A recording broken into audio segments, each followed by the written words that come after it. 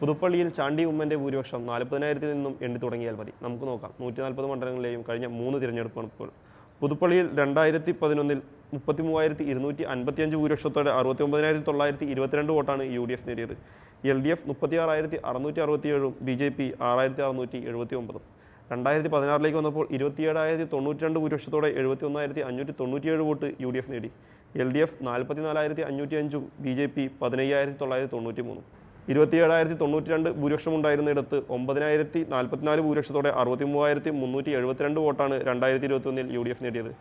LDF 54,428 BJP 11,694. 2023 by election വന്നപ്പോൾ ചാണ്ടി ഉമ്മൻ മത്സരിച്ച് 37,719 ഭൂരിപക്ഷത്തോടെ 80,144 വോട്ടാണ് UDF നേടിയത്.